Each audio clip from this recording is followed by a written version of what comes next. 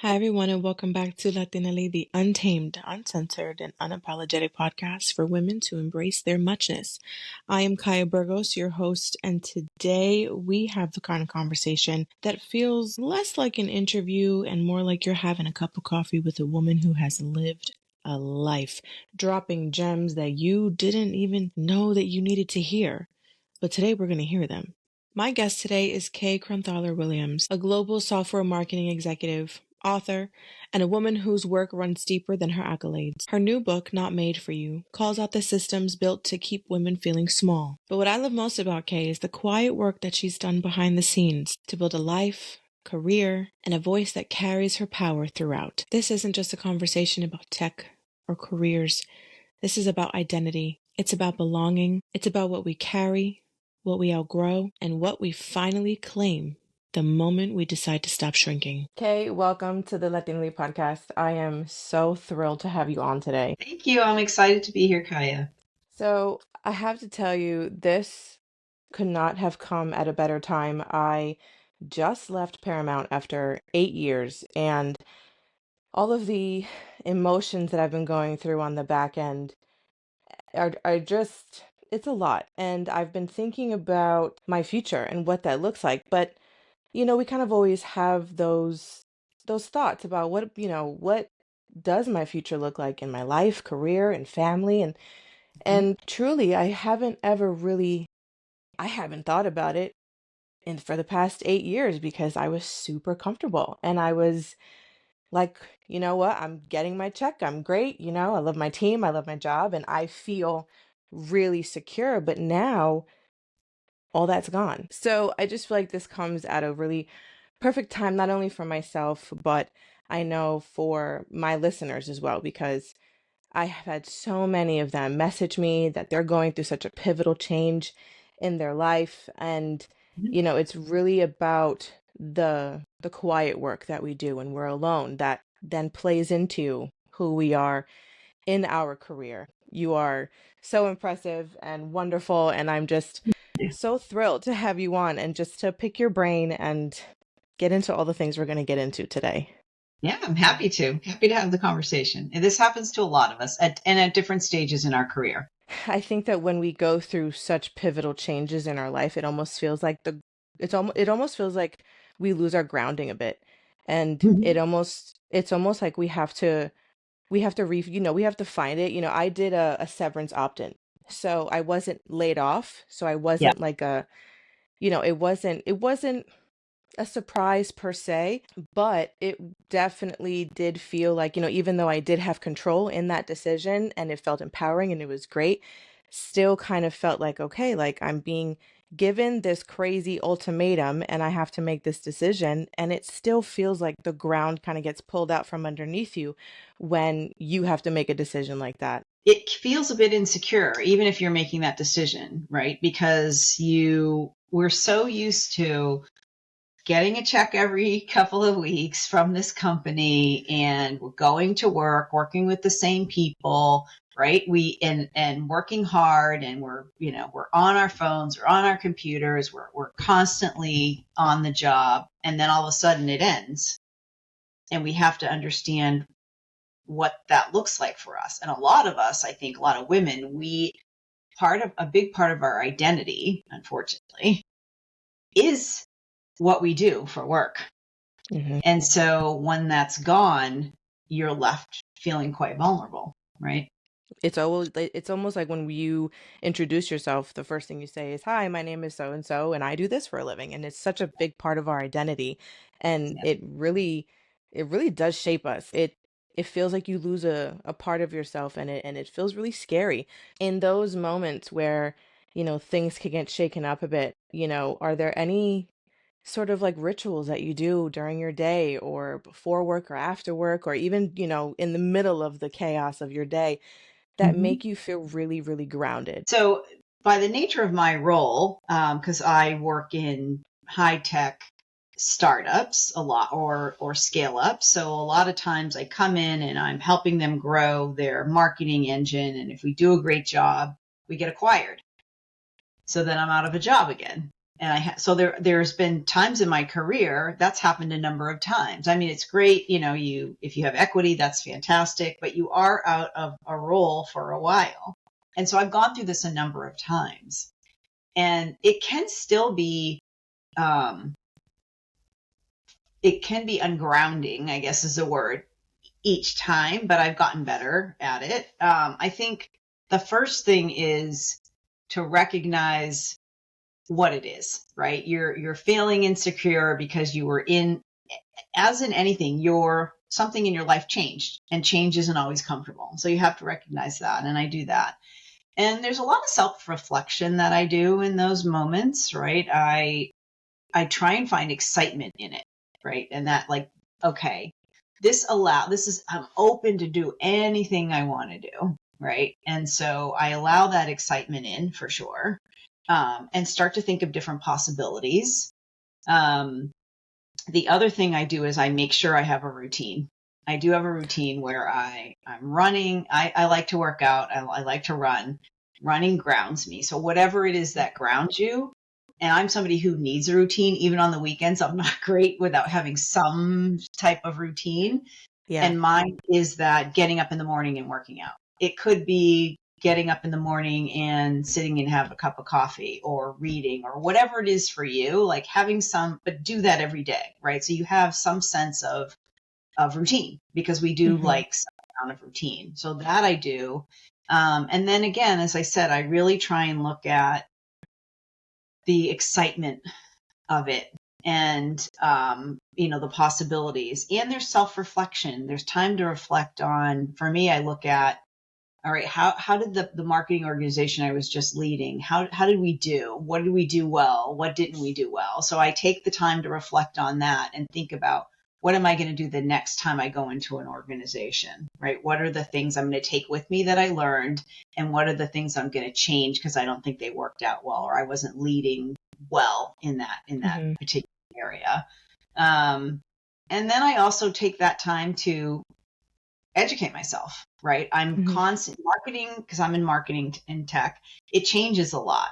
And so I'm always taking that time. I'm reading articles. I'm doing webinars, or attending webinars to really understand what's going on in marketing. I'm talking to people in my network. So I do keep myself very busy during those times, and not just for busy work.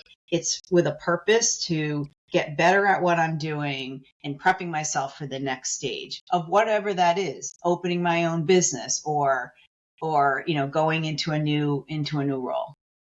Absolutely. Yeah. And I think that everything that you do, I mean, doing it, you just said it's not the busy work, right? It's doing it with purpose and intentionality so that it serves you.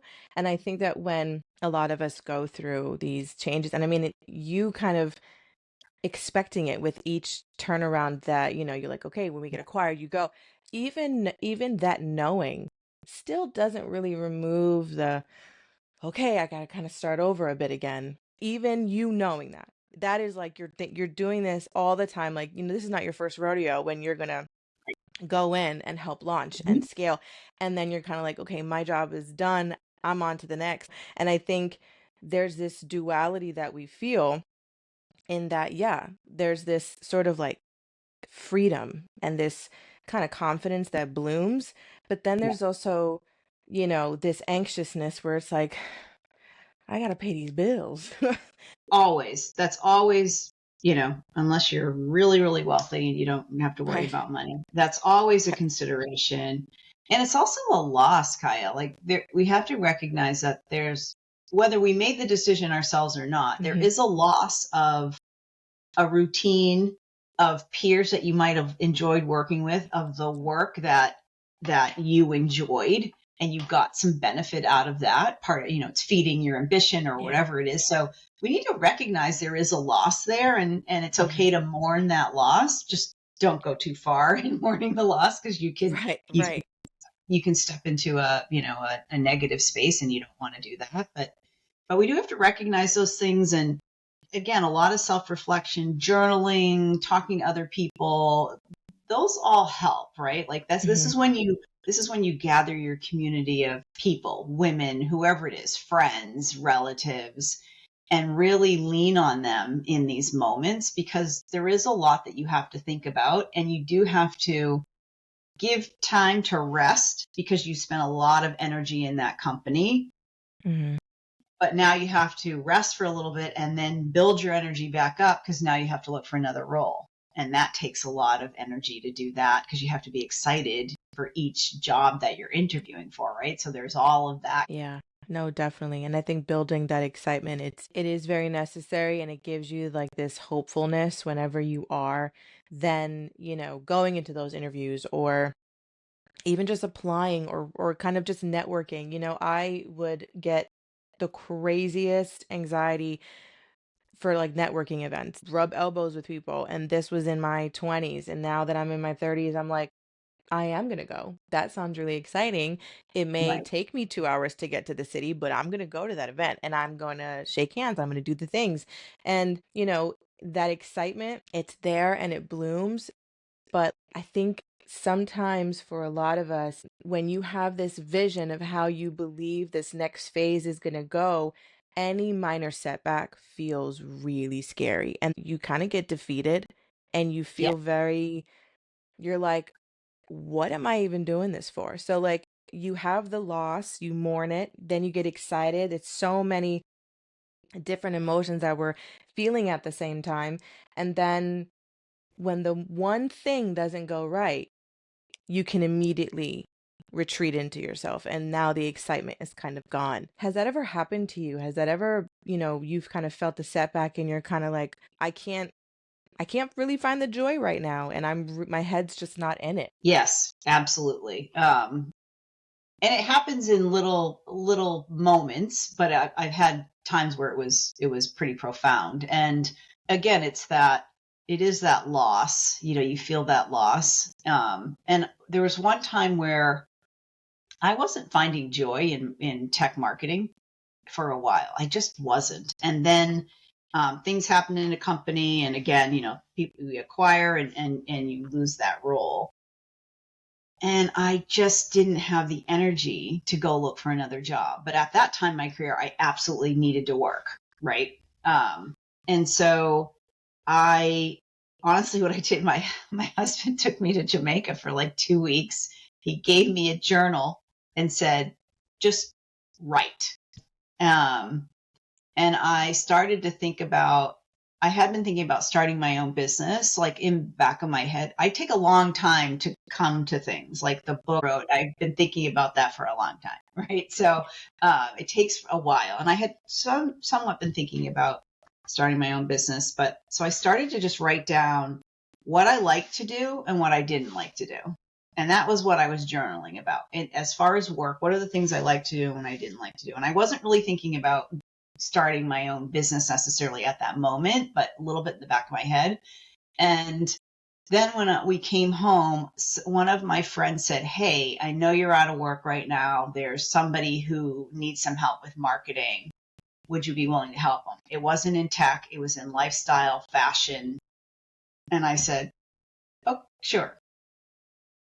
And so I did that, and I ended up starting my own business, and I had it for 5 years. Now, and the reason why I'm telling you this is we can have a plan, and people can get really dismayed when that plan doesn't work exactly the way we had intended it to work. But I have built my career off of taking opportunities, taking a risk, and taking a different opportunity as they unfold. And that's how I built my career. And so we have to recognize that a plan, it's great to have a plan, it's great to have goals, but you may not get there in a straight line, right? It Right. may, Mm-hmm. and you have to be open to, because what happens if you only think this way, like this is how I'm going to do it, there's other opportunities that are happening in the universe, so to speak, Mm-hmm. and you're missing out on them because you're thinking, I must do it this way. And so Yeah. I challenge people to really open themselves up on how to get there, right? My career was not a linear path at all, Mm-hmm. right? I built it by taking different opportunities and knowing what my ultimate goal was, which was to be a CMO, and I knew what skills I needed to be at that level, I took opportunities based on building those skills. Wow. Right. First of all, shout out to hubby because I know, it was very hello. nice. Yeah. Yeah. Oh my God. Hello. Yeah. Yeah. Babe, you can't find a job. Let's go to Jamaica for 2 weeks. I just want you to journal and relax. Okay. Yeah. I Love know. that. Yeah. It was great. And it was perfect timing. He did the right Yeah. thing for me. How important is it, I mean, to have a partner that does that for you, Yeah.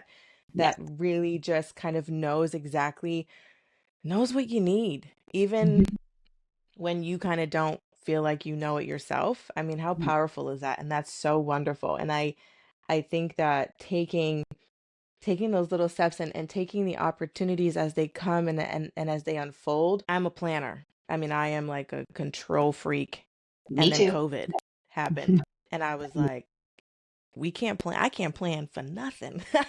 I can't do anything because I mean, life just kind of happens and you have to adapt and, be like water and you gotta roll with the punches and you have to Yeah. find new ways and different avenues. People really underestimate word of mouth. I mean, it's an old Yes. school way, but people really underestimate that and those connections that you build because your background in tech and then you get thrown into lifestyle and fashion and you're kind of like, okay, this is like rejuvenating me. This is great for me. And then it kind of just catapulted you and you're like, okay, I'm going to start this business. So it gave you life. That phase of Yep. you, changing and pivoting to a new direction gave you life and gave you everything. And I think that it's really hard for women to, especially when we're told, you know, do things by this book and this is your survival guide and you're on this path and do boom, boom, boom, boom, and you'll get there. And the growth and success in whatever that looks like really is not linear. And No. it's always moving and it's changing. And so in those moments when it feels really jarring for you to pivot, what ways aside from journaling and running, I wish I could run. Oh God, I wish I would. I loved running. It seems so great. People are so happy when they run. I'm like, I wish I could run. Yeah. Journaling and working out. What are the other ways that you kind of self-talk in reassuring yourself, you know what, Yeah. this is jarring right now, but I'm gonna be okay. Well, you just said it. I'm going to be okay, because Mm-hmm. you are, right? And some people are more risk adverse than others, right? And I am okay with risk, a certain amount of risk, right? But it has to be that realization that you will be fine. And you can take this opportunity and take this risk. And if it doesn't work out, you can go back and lean on everything else you've learned in the past, right? It's Mm-hmm. not a requirement that you take this path and stay with it, even if it doesn't work out, right? I had to close my business down in 2008 because of the economy. That was very hard to do. But I had a successful business for 5 years. You take those risks. We take those risks with love, right? Going into Yeah. relationships. It's the same thing. You have to tell yourself, what's the worst thing that can happen to me, right? If I Mm-hmm. take this. Now, there are financial considerations always. Yeah. But what is the worst thing that can really happen? And can I back up if it doesn't work out and take a different direction or go back to what I was doing? And typically the answer is yes. And Mm-hmm. so that's the self-talk I give myself, right? It's really not that big of a deal to try. I might as well try this because who knows what could happen, right? Yeah.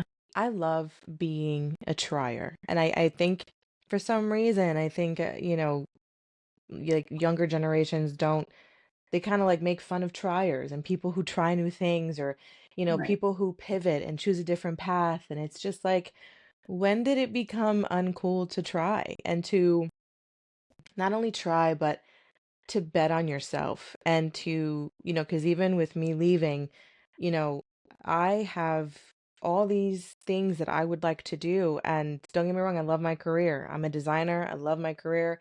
I Mm-hmm. loved my team, and they are some of the most incredible, talented people I've ever had the pleasure of working with. And my boss is a one of one. Can't find them like that. Yep. Um, And so, and I love my roots as a designer, but that doesn't mean that I don't want to do all these other things. And I have to bet on myself and take that risk of pouring into myself and doing all the things that I want to do. A lot of people we kind of put a timer on ourselves. I think women, we put a clock on ourselves and it's kind of just looming right here, whether Right. it's biological, career, financial. I mean, where it's always like we're always under our own microscope to, be first or do this quickly. And I think in just taking a step back and doing that self-talk and saying, you know what, I am going to be okay. What is the worst that can happen? I'm Right. doing this for me. No one is doing this. I'm not betting on anybody. I'm betting on me. And Yeah. to take that quiet moment and say, you know what, I still have I still have this. And to your point, which you said, just because you left someplace doesn't mean that you lose all of those skills. That's right. You don't lose the And experience, right? yeah, Yes. and all of the things that you learned in that role, they really do, they shape who you are in your next role. They shape who you are outside of work. I think those moments where, you know, at work that really challenge us, because they work in life, they flow into one another. It's almost as though when we have that loss, it's almost like everything that we went through at that company just goes away. When it Yes. really doesn't. No, It's going to it sit with doesn't. us and it's going to be with us. Okay, a quick little mid-roll. Who is she? But I have something for you. To celebrate my episode with Kae, I am giving away 3 copies of her book, Not Made for You: How Women in Tech Can Challenge Bias, Claim Their Space, and Thrive in a System Built for Men, which is, by the way, an Amazon bestseller. And then I want you to comment your biggest takeaway from the episode. It could be on a reel that you see on TikTok or Instagram, or it could be right underneath the episode on Spotify or YouTube, whichever platform you use, whatever platform that you watch me the most. And if you comment on all 4 bonus entries. I'll pick the winners in a few weeks and I will DM you directly, either from our Instagram account or our TikTok account. So let's get back into the episode. And your career not being linear, and like we said earlier, it's such a huge part of our identity. Who were you before all of it? I was pretty insecure person, definitely insecure. I grew up to be, very polite. I, I come from a military family, so it's yes, ma'am, yes, sir. You speak when, or you're spoken to, right? Like it was just, strict and a lot of rules, not in a bad way. There were 9 kids in my family. They needed to have rules, or my parents would have been insane. So, but I was that person. I was really raised to be polite, which I think when I first came into these companies, I thought polite meant quiet. And I was not great at communicating, or I had a lot of fear inside. People told me I was a good communicator, but I was afraid to communicate. And I was very different. And when I came up too, there was these rules around how women should behave, and it was to behave like men, right? We had to model the men in how we spoke, how we led, how we presented, how we networked, and it didn't work, right? And so I changed so much of who I am and how I communicate inside work and in my personal life. That changed. And even me being able to speak with other people and being more open to speaking to people and feeling comfortable, that came from my career more than my personal self. I am more of an introvert, even though people think I'm an extrovert. I'm not, right? It workforce that I had to be because of the roles I was in. So, there's a big shift in how I behave and who I am, but not my values, right? My values stayed the same for sure. So yeah, I was very different. I think I was a lot shyer when I first started than I am now. When you are home and you're relaxed, do you feel as though your older self comes back, where you're a little bit more quiet or shy, or maybe you keep to yourself a little bit, or has that shift in how you carry yourself, has that just taken over and it's almost become a part of your Who I essence of who you are? I would say I have moments of, I'm definitely somebody who needs my alone time. Yeah. I am definitely somebody who, if we go to a social event, I have to brace myself for a second.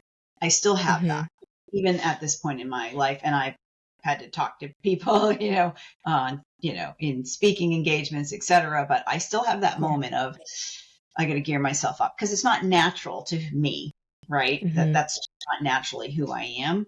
But I am more open to risk and trying different things. I love meeting people. I network a lot more. I engage with my friends a lot more. So that part has shifted in my life. And, I'm with somebody who is quite an extrovert as well. So that helps, right? But there are the moments that I have to go, oh, I don't really want to do this, but I'm going to do it. And there's times where I say, you know what? I'm not going to do this today because I don't want to, right? It doesn't Yeah. feel right to me. It doesn't feel comfortable. And why put myself through it? Yeah, I think there's a lot of roles that we have to fall into within our role at work that really kind of go against the grain of who we are. Mm-hmm. And it it's very uncomfortable. And my husband likes to say you need to become comfortable with being uncomfortable. And when you find yourself in a space that, to one person, a social event might not really be a challenge, and they're gonna go and they're gonna have a great time and it's awesome, right? But to you, or even sometimes me, it's kind of like, okay, this is fun. I have to, get my mind right. And so Right. sometimes what could be a small challenge to one is a larger challenge for another. And Absolutely. yeah, and I think that when we are faced with these in life, at work, it really does it really does shape us in a really, even though maybe not in the moment because it's kind of scary and it gives you anxiety, but in the long run, it is a positive sort of adaptation of this new, habit that we have where we're, we're going to be a little bit more outgoing, or I'm going to speak my mind a little bit with a little more assertion and not so people pleasing, having a more of a confidence in the way that we speak and how we carry ourselves. And so those challenges really are great at work, even though sometimes they are pretty scary. Um, and so when you were brand new in your role and just you're in the scene, this is your first day, how was that for you in that mindset shift where you grew up in a very, very military household where it's, I was raised this way, but in order for me to get things done, I need to be this way. Yes. So when did you when did you learn that? I think they were gradual changes. It wasn't a aha moment for me. I was trying to achieve my goal, right, of getting to a certain level in my career. And so it was gradual. And I think it helped that I came from a family of 9. So you survive, right? And you Yeah. have to be able to talk to people. So those things helped me, right? So I wasn't completely without skills, but it happened over time. And I think the thing that we have to recognize I'm aging, um, over time, you become more confident as a woman, I think. And the trick is bringing yourself to work, right? Back then, they didn't want women. They didn't want me showing up as a woman. They wanted me showing up and Mm, acting like a man. And it doesn't work. And so when I start to come now, I show up as me. Take it or leave it. This is who I am, right? And this is mhm, either going to work out for both of us or it's not going to work out, right? And I'm not going to apologize for that. That doesn't mean I'm rude. I'm not. I'm calm. I'm professional, but I am going to speak my opinion when I think it deems, when it's necessary to do so. And I'm going to say things the way I would say things. I'm going to present and I'm going to communicate the way I would normally present and communicate, not the way they want me to as a man. I'm not going to do that. mm, And that's where we have to get to as women. We have to feel comfortable being who we are, being a woman, being feminine, being empathetic, whatever it is. There's nothing wrong with that. All of those are strong traits, just like what men bring to the table as well, right? And we're strong and we're great communicators and we're great leaders because we do have empathy. That is not a liability, right? That is a Mm-hmm. great thing to have as a leader. So when we start to understand that and appreciate who we are and what our skills are, it's easier to come to work because you're not shifting who you are, right? Mm-hmm. You're not going into that role and shifting now to try and fit in. You just are being you. No, definitely. And you're not shrinking. You're not, No, no, you're not making yourself smaller so that everyone in the room can be comfortable. You're showing up, and that it makes you more confident, but it also there's also a sense of pride that you feel within yourself, because I think that when we do go through these gradual changes, there sometimes maybe isn't an aha moment where we're going to say, okay, I'm going to be this way now. But I think that sometimes with these gradual changes, it kind of just becomes us. And when we do finally, you know, become the version of ourselves that we've been envisioning or that we've kind of been turning into, when we have that moment and when it's over, you kind of sit back and you're like, oh my God, I really did that. That's pretty cool. And you kind of give yeah, yourself a really nice pat on the back. It's a silent growth that we're not really aware of at the time. right. But when it finally does happen, it's almost like a canon event. And that's just who you are. And it's really great because it now sets the stage for everybody when you walk Yes. into a room. A couple of things of what you said there. It is about showing up as who you are. And, I speak to a lot of women and how do I get over the fear of speaking in a meeting? Mm. You know how? By speaking in the meeting, right? Yeah. Just try it, right? Mhm. Because a lot of times we have experienced so much bias in our lives, but we also put all of that in our own head too, right? It's not always the bias that's happening. Sometimes it's happening in our head and we have to let go of that and just do what we feel is the right thing to do. Like speak up in the meeting if you have an idea. And as you said, being comfortable with being uncomfortable. It's not necessarily about being uncomfortable with yourself, being comfortable that the room may feel uncomfortable because now you just stepped out of the role that they think that you should be in, right? Mhm. And you have to be fine with that. And Absolutely. that's where the being comfortable with being uncomfortable really plays in these rooms is let them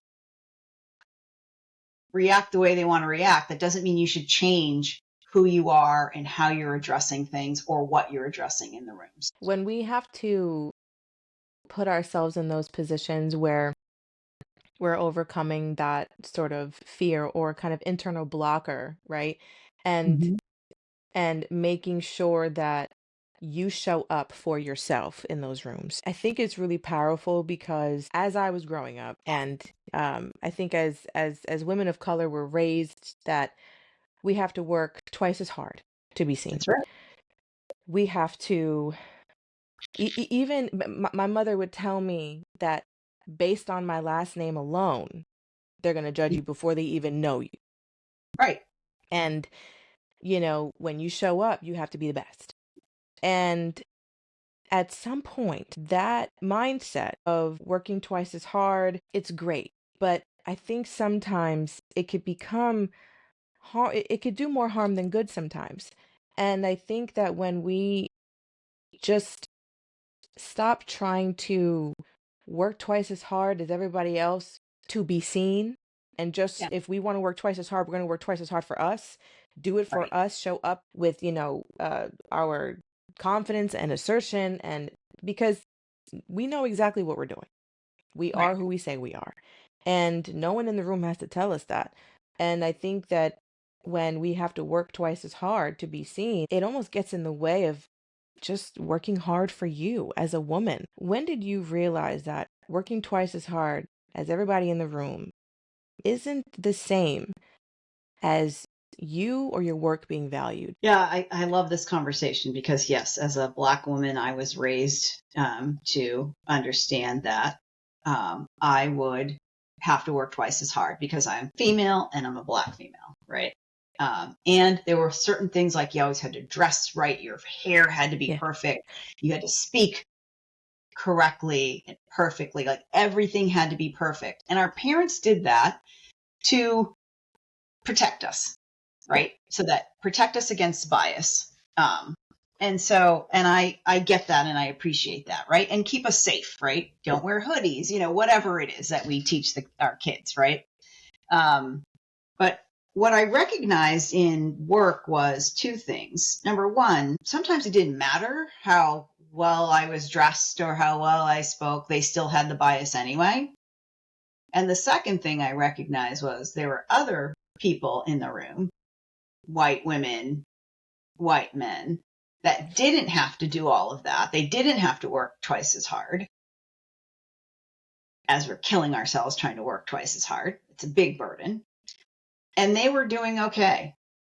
And I Mm-hmm. started to recognize that. And I thought, that's not what matters here. What matters is my competence. And I'm going to stick to that. Regardless of their bias, I will always be very good at my job. I will master my profession. That's what I focused on. And I will have the answers in the room and I will speak confidently because I've done my work. I've done my homework. I know this profession. I know this industry. I know this role in the company. That's what I focused on. And that gave me the confidence to speak up in these rooms and not worry about anything else. How I looked, how I dressed, how I spoke. I just didn't bother with that anymore. And that's my Yeah. recommendation for people. It's focus on what you know is the right thing, which is doing your job well. Not Yeah. killing yourself doing it, just doing your job well and knowing your job. That's it. It will eventually, not to all people, because we know people are going to have bias regardless. But for the most part, when you sit in these rooms and you are speaking with a lot of intelligence and background and experience, it does come through and they will recognize it. There's a lot of noise that can kind of come with that because with all of the even just the quiet bias and sometimes when we're women, we pick up on everything. Even Mm-hmm. just the little arch of your eyebrow, I'm gonna pick up. Right. In those moments when you kind of take that home, you're talking yourself up, you know the material, you know this, and you're confident in who you are. Sometimes all that noise, even though sometimes it's quiet and then sometimes it's a little smirk here or, someone getting promoted over you here.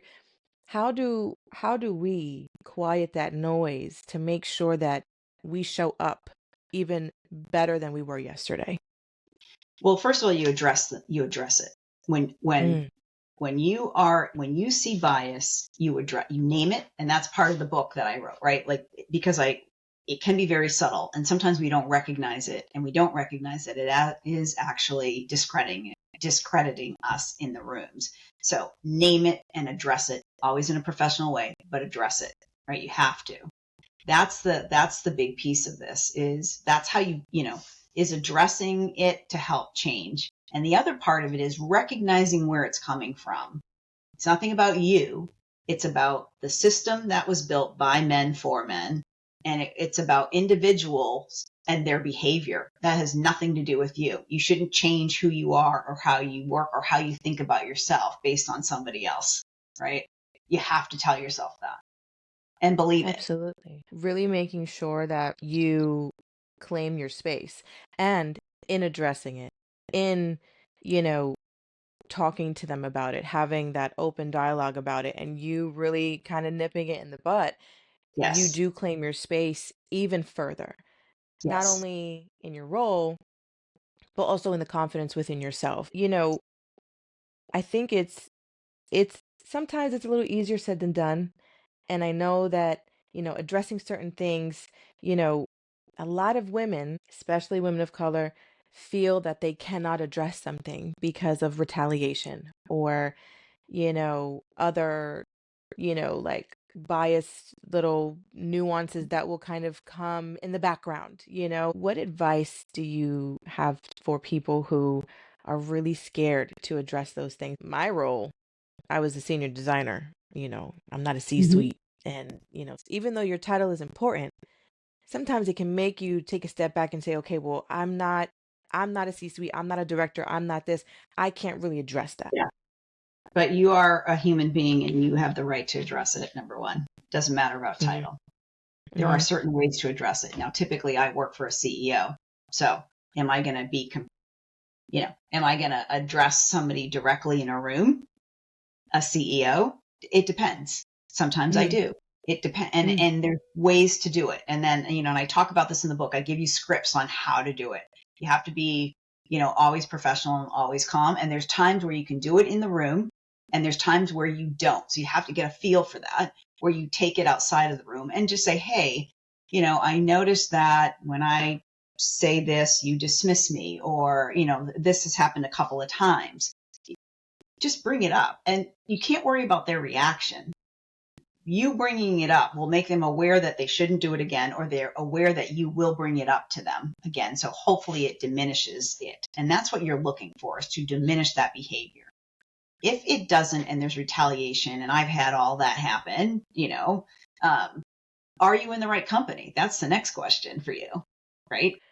Now, Are you in the right environment?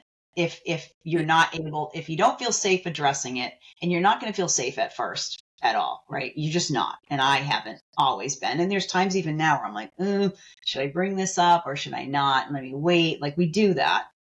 But you do have to address it so that people know what you're going to tolerate and what you're not. You're setting boundaries by doing that. absolutely. And when a lot of us, when we set boundaries, that's when we get the labels of you're too much and you're dramatic and it wasn't even that serious, and I was just making a joke, and like, why do you have to take it so far? When you feel that, sort of, if you've ever felt sort of the blowback of setting those boundaries, how do you refine your voice when people are telling you, oh, you're being dramatic, or maybe you shouldn't have said anything, or you're being a little too much? How do you say to yourself, my voice is my voice, and I am not shrinking for your comfort ever? I just do. I mean, maybe that comes with age. Like, I'm not going to apologize for that. And again, it is addressing it right, immediately. Like, I was told, oh, you're being defensive. And here's how I responded. No, what I'm doing is reminding you of the priorities that we set. I didn't say, no, I'm not being Mm, defensive. Why do you think I'm being defensive? No. And then I respond, right? And if someone says I was joking, I would say, I didn't take it as a joke, or no, that wasn't a joke, and I don't want you to ever do it again. Period. yeah. Who cares what they say? It's what you say, right? Right, exactly. And Exactly. that makes you feel better. It gives you the self-confidence to do that again because you spoke up for yourself, right? And again, I'm always calm. I try and take a very kind route, or I'm just very matter of fact sometimes, like telling me I'm defensive, or you're angry. No. And then I just say what I'm saying. I don't go, no, I'm not angry. Why do you think I'm angry? Like, I don't give in to any of that. No. And I move on. But I'm calm and I'm professional. They get the hint. You mentioned something about when you're talking to women and they say, oh, how do I get comfortable with talking in a meeting? And you go, you just do it, talk in a meeting. And the more you do it, the more you'll get comfortable with it. I feel like it kind of ties into this as well. Unfortunately, certain things have to happen for you to then address, certain biases and comments. Unfortunately, it has to happen for you to be able to exercise this muscle of you saying, no, I'm going to address it. So it's almost like you kind of have to deal with certain things and kind of go through it a little bit to then be comfortable with doing it. And I think it's the thing is, it's not only at work too. I mean, I think a lot of people deal with this in life too, just with their families, and like reclaiming your voice in family dynamics, in, friend groups, and just Mm-hmm. so many different things. Have you ever felt that? Have you ever had to say, "Oh my gosh, I gotta act like I'm at work now," and you're like at a family function?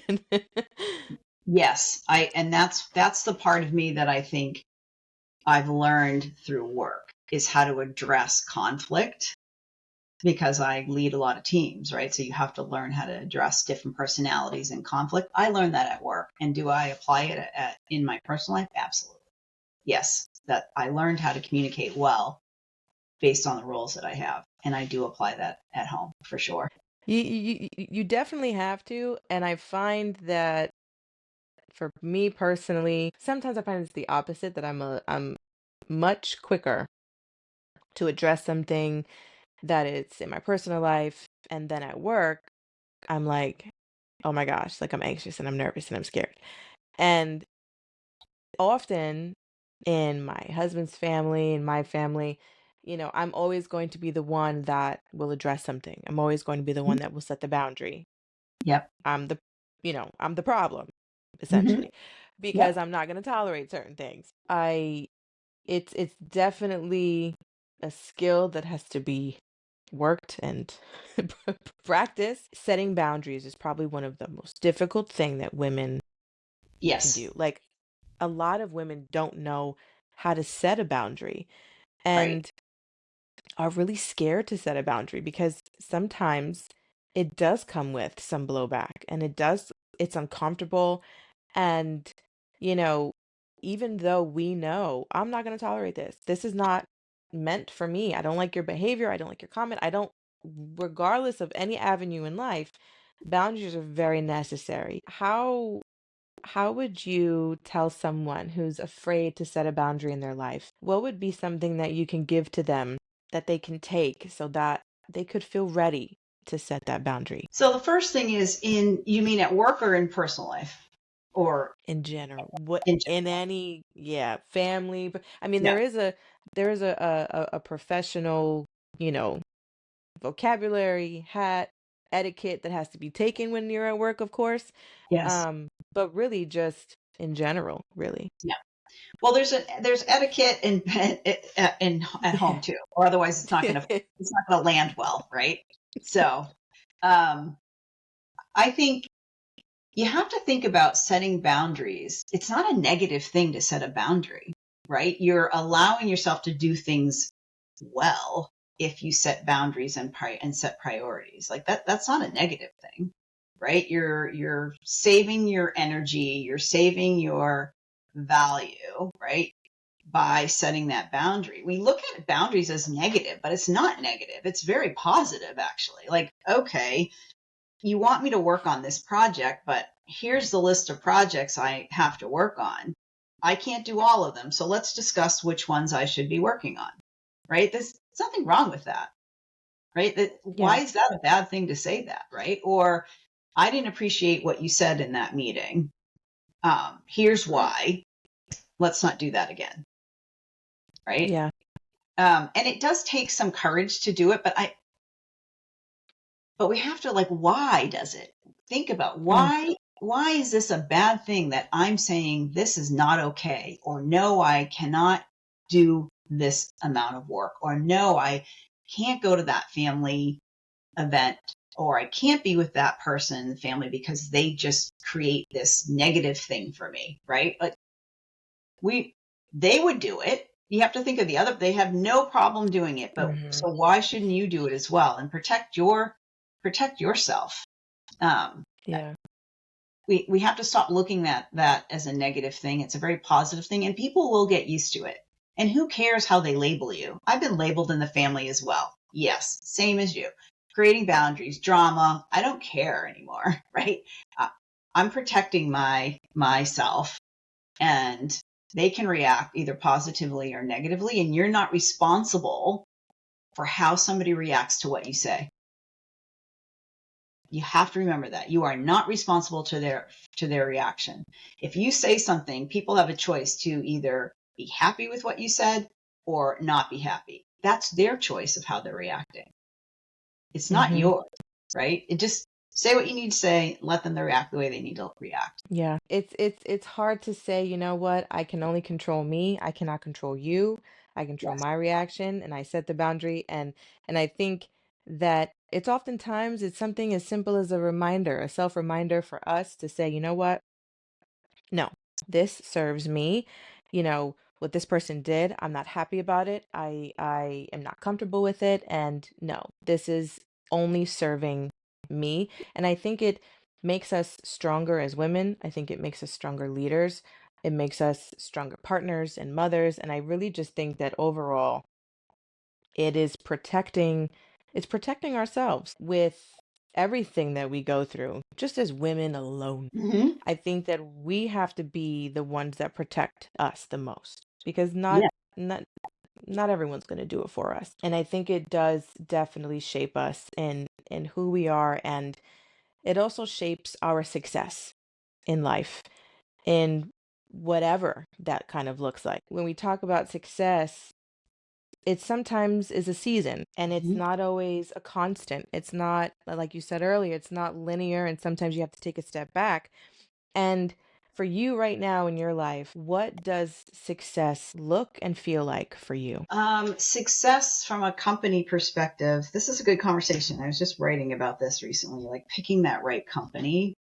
Success is joy. You brought the word joy. Success is joy, right? So to me, if I'm in a company and I feel valued and I feel safe to be who I am, communicate the way I need to communicate, speak up and be seen, that and enjoy the people I work with, that is the most important. That to me is success, right? And in those companies, I'm able to develop, I'm able to grow, all of those things. That's success to me.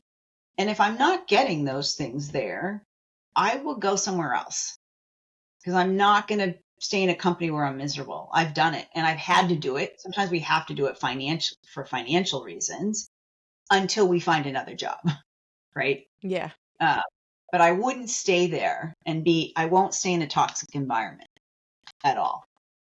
And I've been in companies that were fabulous and I still talk to the people. We enjoy each other's company. We really liked working together. There are companies out there like that. I hear from a lot of women, well, this is just such a great job. I'm going to take all this toxicity because this is going to help me grow in my career. Not really. It's not, because you don't feel safe to share your ideas. So you're not going to grow in that company. And so that's, to me, success is being happy and Mm-hmm. enjoying my life, all of my life, not just my personal life. It's enjoying my work life, my personal life together.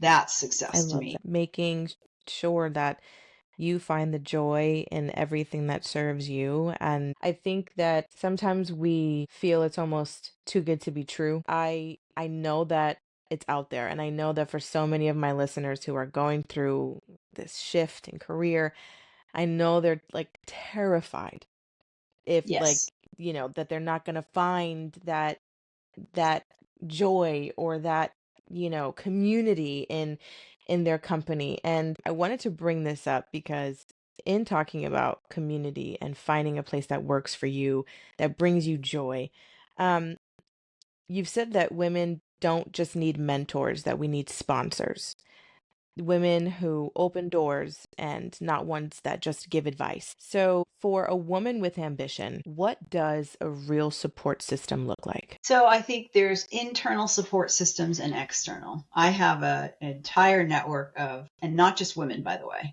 It's, I have a network of women and men there that think the way I think and they're open minded. And I have an external community, and some of that is people who they know the profession I'm in, parts of that profession really well, so I can go to them for advice. Some people are not necessarily in the profession, but I can seek out advice. They understand business strategy really well, and some people may understand a certain part of marketing well. Or we just, had worked together and we're friendly, right? And I just need someone to say, hey, this happened to me. Can I talk to you about this? Like, is this real? Or, am I overreacting or whatever? So that's the external. Internal is the same. You want that support system of people, especially women, if we're going through situations, you want to be able to say, hey, this just happened to me. So they can validate your feelings or say, no, I think you're overreacting, right? You need that. And then mentors are great to have. I've never really had a ton of mentors that I didn't say, hey, will you be my mentor? Some people just took that task on, women and men. I've had some amazing male bosses who really cared about my career. The sponsors are a little different.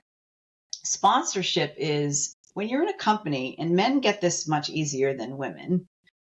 When you're in a company, there's a lot of politics that go on as who's going to get, promoted and who's going to be the next leader.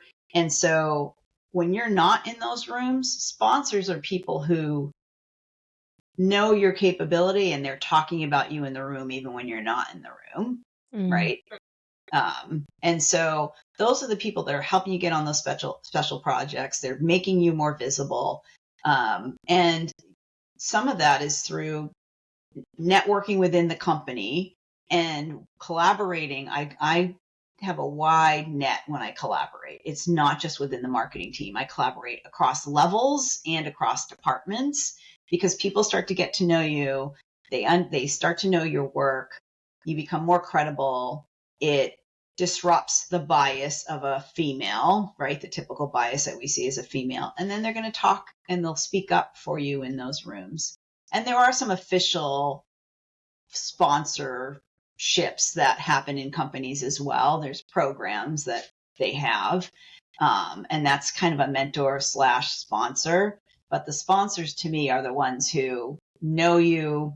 They understand your work and they're going to talk about you and give you credibility in rooms that you're not in. That is, I mean, so powerful. And do you find that with everything that you've been able to, navigate through and lead, charges of, and all the positions that you've had, do you find that you now have this opportunity to be a sponsor for other people?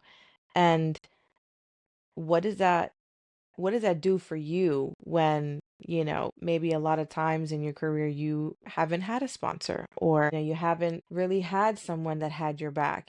How does that make you feel that you are doing that for someone else? Yeah, it feels great, but it also feels natural for me, right? I care about people. I care, there's women and men in different departments. If I'm, as an executive, if I'm watching somebody struggle or they're going through something, I will call them and say, hey, do you want to talk about this or do you need some help? Or if I see someone doing good work, I will mention it in the executive rooms that we're in. That comes very natural to me. I mentor a lot of people in my personal time as well, people who have worked for me in the past or, people that I've gotten to know. And I just like to do that. And it brings me joy in that I'm helping somebody else be successful. I'm helping somebody navigate the things that I had to navigate, but hopefully it's easier for them because I'm showing them a way that I've done it and been successful. And obviously they can tailor it to their own personality or needs, but I'm making that smoother for them. And that's my goal, right? And that's why I wrote the book, to help other women that are coming up, like not have to go through everything that I went through, and make that path easier for them. I feel like that's my contribution to my profession and my industry more than anything else. Yeah, we've talked about joy. It's a word that keeps popping up in our conversation, and I think in work there are so many things that bring us joy, and your book being able to help shape women's really confidence and power, and I know that that brings you joy, and um being able to be a sponsor, be that voice in the room that carries throughout and gives people that seat at the table. What are some of the things in your life that really truly bring you the utmost joy outside of work? My family, being with my family, brings me a lot of joy. It's my husband and I, we don't have children, but I have a lot of nieces and nephews, as you can imagine, having 8 siblings. Yeah. That gives me a lot of joy. And then I think for myself, it's having peace, feeling peaceful. And that, that took a while to get there. But yeah, family and there's things I like to do. Like I love to travel. I love to read. Those bring me a certain amount of joy. But in spending time with my husband traveling we love that. But yeah, it's family is really important to me. That's wonderful. And so to close us out, because I've kept you way longer than than, Okay, I love that. than It's been a great conversation. oh good, because I'm looking at the time, I'm like, oh my gosh, I've kept her an hour. Okay. Your your book is out. We talked about you being an Amazon bestseller. Congratulations. Thank you. And I I just wanted to ask you if there was one thing that you could leave for your readers and my listeners as a woman, as an executive, as everything that you are, is there something that a reminder that you can leave with the audience today? Yes. The bias that we face at work, all the challenges that women face at work, there is a way to address them and have a joyful career. That's what I want you to know. You can do it and still have a joyful career. I love that. Well, thank you so much for being on the Thank show. you. I absolutely loved talking to you. What a way to have my first guest. I am so blessed. Um, this has been so wonderful. Congratulations again on your book, and Yeah. thank you so much for being on the show today. Yeah, thank you, Kai. I knew we would have a great conversation when we first met, and it was wonderful. It lived up to expectations for sure. That was Kae Kronthaler-Williams, and honestly, what a gift. Conversations like this remind us that we're not asking for too much. The rooms that we were in were simply just too small. If you related to this episode in any way, send it to another woman in your life that needs to hear it. And Kay's book, Not Made for You, is out now. It is on Amazon, and you can run and go grab it. Or you can enter the giveaway and possibly win it. If you cannot get enough of me the same way I cannot get enough of you, go ahead and follow us at Latinaly Podcast on Instagram and TikTok. And be sure to subscribe to us on YouTube and on Spotify, where you can watch this podcast or you can listen everywhere else. And we have a new signed Kaya coming up. And if you want to be on it, I'm going to need you to go to our NGL link, ngl.link/Latinaly Podcast, and submit really anything you want. Tea, gossip, a question, and I will answer all of your submissions candidly and with love on Signed Kaya. I am your host, Kaya Burgos, and this is the Latinaly Podcast, where we are untamed, uncensored, and always unapologetic. Thank you so much for listening to today's episode, and I will see you next week.